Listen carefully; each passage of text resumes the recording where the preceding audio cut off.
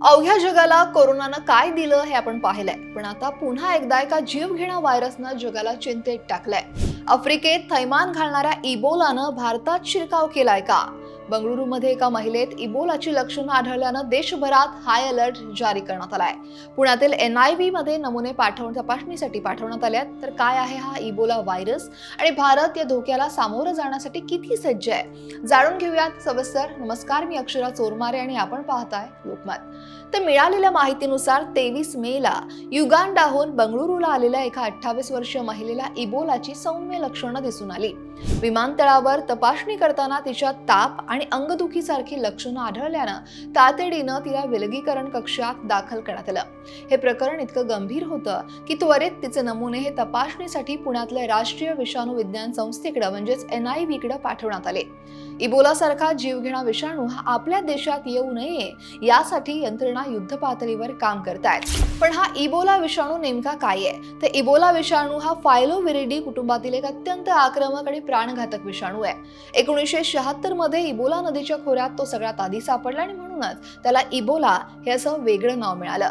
याची लागण झाल्यावर काही दिवसातच ताप, घसादुखी, स्नायू दुखणं, उलट्या, अतिसार, अंगावर पुरळ, मूत्रपिंड आणि यकृताचं कार्य बिघडणं, तसंच अंतर्गत आणि बाह्य रक्तस्राव अशी गंभीर लक्षणं दिसू लागतात.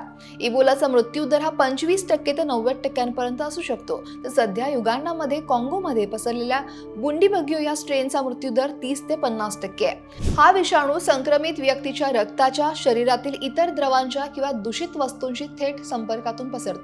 जागतिक आरोग्य संघटना म्हणजेच WHO नं युगांडा आणि काँगोमधल्या इबोलाच्या उद्रेकामुळे आंतरराष्ट्रीय सार्वजनिक आरोग्य आणीबाणी जाहीर केली आहे. भारतानं सुद्धा या धोक्याला गांभीर्यानं घेतलंय. केंद्रीय आरोग्य मंत्रालयानं देशातील सगळ्या राज्यांना हाय अलर्ट जारी केलंय.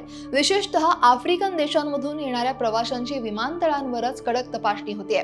कर्नाटक आरोग्य विभागानं आफ्रिकन देशांमधून प्रवास करून आलेल्या व्यक्तींना 21 दिवसांसाठी स्वतःच्या आरोग्यावर लक्ष ठेवण्याचा सल्ला सुद्धा दिलाय. पुण्यातील ICMRच्या नॅशनल इन्स्टिट्यूट ऑफ व्हायरोलॉजी म्हणजेच NIV ही विषाणू विज्ञान क्षेत्रातली एक अग्रगण्य संस्था आहे. अशा जीवघेण्या विषाणूंची तपासणी आणि त्यावर संशोधन करण्याची क्षमता या संस्थेकडे आहे, ज्यामुळे भारताची तयारी अधिक मजबूत होते. यापूर्वीही कोरोना काळात NIVनं महत्वाची भूमिका बजावलेली. आतापर्यंत तरी भारतात इबोलाचा एकही रुग्ण आढळलेला नाही. ही दिलासादायक बाब आहे. सध्या सुरू असलेल्या उपाययोजना ह्या फक्त खबरदारीचा भाग म्हणून आहेत. तर नागरिकांनी घाबरून न जाता आरोग्य विभागाच्या सूचनांचं पालन करणं हे महत्वाचं आहे. सार्वजनिक ठिकाणी स्वच्छता राखणं, हात स्वच्छ धुणं आणि कोणतीही संशयित लक्षणं दिसल्यास त्वरित डॉक्टरांचा सल्ला घेणं आवश्यक आहे. भारताची आरोग्य यंत्रणा सक्षम असून या संकटाला सामोरं जाण्यासाठी आपण सगळेच सज्ज आहोत. पण आपण सुद्धा काळजी घेणं तितकंच गरजेचं आहे. याच माहितीसाठी लोकमतला फॉलो करायला विसरू नका.